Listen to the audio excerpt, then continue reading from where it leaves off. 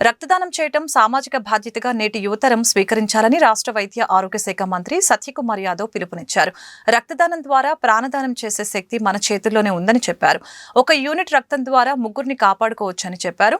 అపోహలు వీడి రక్తదానం చేస్తే రక్తదాతకు రక్తహీనతకు చాలా ఉపయోగపడుతుందని చెప్పారు. ఇండియన్ రెడ్ క్రాస్ సొసైటీ ఆధ్వర్యంలో శనివారం వరల్డ్ బ్లడ్ డోనర్స్ డే కార్యక్రమం గుంటూరు జెడ్పీ రోడ్లోని భారతీయ విద్యాభవన్లో జరిగింది. కార్యక్రమానికి ముఖ్య అతిథిగా వచ్చిన రాష్ట్ర వైద్య ఆరోగ్య శాఖ మంత్రి సత్యకుమార్ యాదవ్ బ్లడ్ డొనేషన్ క్యాంపును ప్రారంభించారు. ఈ సందర్భంగా ఆయన మీడియాతో మాట్లాడారు. రాష్ట్ర ప్రభుత్వం 10 లక్షల యూనిట్ల బ్లడ్ సేకరణ లక్ష్యంగా పెట్టుకుందని చెప్పారు.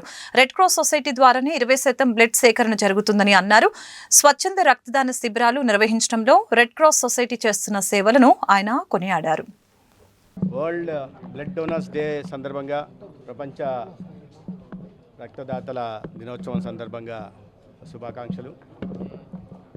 వాళ్ళ రక్తదానం అనేది ఎంత ముఖ్యమైందో మనందరికీ తెలుసు. కార్ల్ ల్యాండర్స్టైన్ అనే ఒక సైంటిస్ట్ ఎవరైతే ఈ రక్తంలో గ్రూపులను కనుక్కున్నారో 1868 జూన్ 14 వారు జన్మించారు.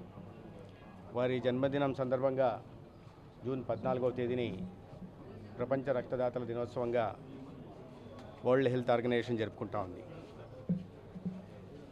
ప్రతిదానికి ఇవాళ ప్రత్యామ్నాయం కానీ లేదా డూప్లికేట్స్ కానీ కనుగొనడం జరిగింది, కానీ ఆ సృష్టి రక్తానికి ప్రత్యామ్నాయంగా కానీ లేదా వాటికి డూప్లికేట్ కనుగొనడానికి అవకాశం ఇవ్వలేదు. కాబట్టి రక్తహీనతతో బాధపడే వాళ్ళు, బ్లడ్ డిజార్డర్స్తో అనీమియా కానీ, సికిల్ సెల్ అనీమియా కానీ, తలసేమియా కానీ లేదా హీమోఫీలియా లాంటి వ్యాధులతో బాధపడుతున్న వారికి, లేదా క్యాన్సర్ రోగులకి కీమోథెరపీ సందర్భంగా కానీ, వాళ్ళ రోజువారీ కొన్ని వేల యాక్సిడెంట్లు దేశవ్యాప్తంగా జరుగుతూ ఉంటాయి. ఆ యాక్సిడెంట్లలో గాయపడిన వారికి కానీ రక్తం అనేది చాలా అవసరం. ఏ రకంగానైతే బ్లడ్ డిజార్డర్స్తో బాధపడుతున్న వారికి బ్లడ్ ట్రాన్స్ఫ్యూజన్ అవసరమో, ఈ యాక్సిడెంట్లలో గాయపడిన వారికి కూడా రక్తం ఎక్కాల్సిన పరిస్థితులు వస్తుంటాయి. తద్వారా ప్రాణాలను కాపాడడానికి అవకాశం ఉంటుంది. ఇవాళ రెడ్ క్రాస్ సొసైటీ ఆధ్వర్యంలో ఈ ప్రపంచ రక్తదాతల దినోత్సవాన్ని జరుపుకుంటున్నాం. అనేక మంది ఇవాళ రక్తదానం కూడా చేస్తున్నారు. ఈ రంగంలో రెడ్ క్రాస్ చేస్తున్న సేవల్ని నేను అభినందిస్తున్నాను. రాష్ట్రంలో 231 బ్లడ్ సెంటర్స్ ఉంటే దాంట్లో ప్రభుత్వం వైపు నుంచి 52,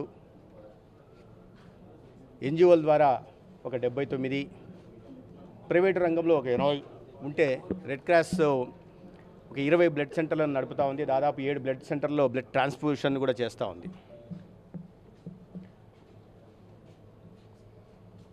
ఈ రోజు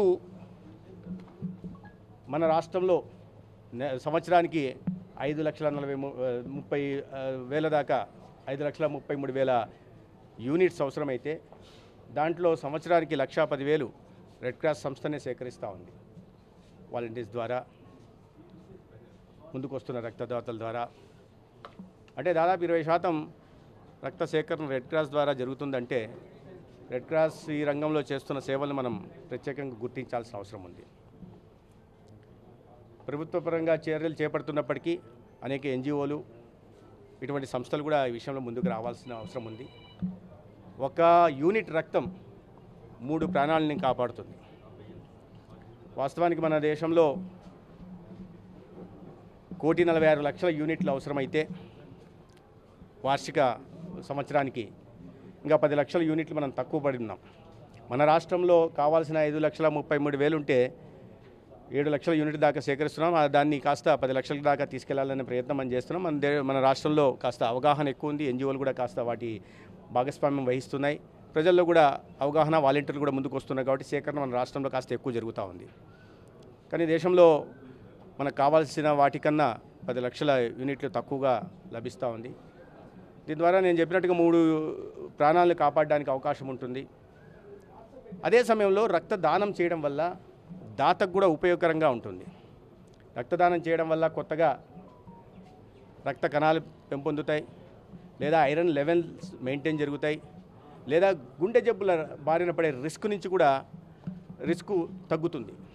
ఇవన్నీ కాకుండా ప్రాణాలు కాపాడాము అనే ఒక ఆత్మ సంతృప్తి, సేవాభావంతో ప్రాణాలు కాపాడామనే ఒక ఆత్మ సంతృప్తి కూడా మిగులుతుంది. కాబట్టి రక్తం ఇవ్వడం వల్ల ప్రాణాలు నిలబడతాయి. రక్తం ఇచ్చిన దాతకు కూడా ఆరోగ్యపరంగా మంచిది. అదేవిధంగా రక్తం ఇస్తున్న సందర్భంలో రక్త సేకరణ ముందు పరీక్షలు నిర్వహిస్తారు. హెపటైటిస్ బి కానీ, సికి కానీ, హెచ్ఐవికి కానీ ఇతరత్ర పరీక్షలు నిర్వహిస్తారు. కాబట్టి మనకు అంతర్లీనంగా మనం అందరూ రెగ్యులర్ చెకప్ వెళ్ళరు.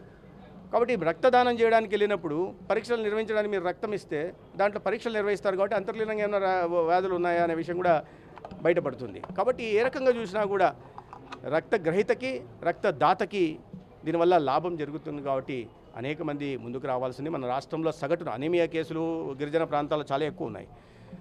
సగటున సికిల్ సెల్ అనీమియా లేదా తలసేమియా లేదా హిమోఫిలియా సగటున 2000 మంది బ్లడ్ ట్రాన్స్ఫ్యూజన్ చేసుకోవాల్సిన అవసరం ఉంది. ఈ దేశంలో ప్రతి 2 నిమిషాలకి ఒక బ్లడ్ ట్రాన్స్ఫ్యూజన్ జరుగుతూ ఉంది. దాన్ని బట్టి ఎంత అవసరం ఉందో మనం అర్థం చేసుకోవాల్సింది. ప్రతిరోజు మన దేశంలో అవసరం ఏంటంటే ప్రతిరోజు 43 నుంచి 44 వేల యూనిట్లు రక్తం అవసరం ఉంటుంది. కాబట్టి దాన్ని వాలంటీర్లు ముందుకు రావాల్సింది. యువత ముఖ్యంగా దీని మీద అవగాహన కల్పించుకోవాల్సింది. అనేక సంస్థలు, ఎన్జిఓలు ఇవాళ అవగాహన కార్యక్రమాలు చేపడుతున్నాయి. దాని ద్వారా జరిగే ప్రయోజనాల గురించి జరుగుతున్నాయి. ప్రాణం నిలబెట్టడం మీద దాని ద్వారా లభించే ఆత్మసంతృప్తి కూడా తెలియజెప్పే ప్రయత్నం చేస్తాం. ప్రభుత్వ పరంగా కూడా మరింత విస్తృతపరిచే ప్రయత్నం చేస్తాం. అదేవిధంగా అనేక చోట్ల కూడా ఇప్పుడు కొత్తగా బ్లడ్ బ్యాంకులను కూడా ప్రభుత్వ రంగంలో కూడా పెంచే ప్రయత్నం చేస్తున్నాం. అందరూ కూడా ఈ అవగాహన పెంచుకొని ఒక రోజు మాత్రమే కాకుండా, ఒక రోజు కోసం కాకుండా సంవత్సరంలో ఎప్పుడు అవకాశం ఉంటే ప్రతి 3 నెలలకు ఒకసారి ఇవ్వడానికి అవకాశం ఉంది. ఎవరైనా సరే కొద్దిగా దీనికి కావాల్సిందల్లా 18 సంవత్సరాల నుంచి 25 లోపల వయసు ఉంటే చాలు. కొద్దిగా 50 కిలోల బరువు ఉంటే చాలు. ఎక్కడికైనా ఏ రక్త సేకరణ కేంద్రానికి వెళ్ళినా రక్త పరీక్షలు నిర్వహించి రక్తం ఇవ్వడానికి అవకాశం ఉంటుంది.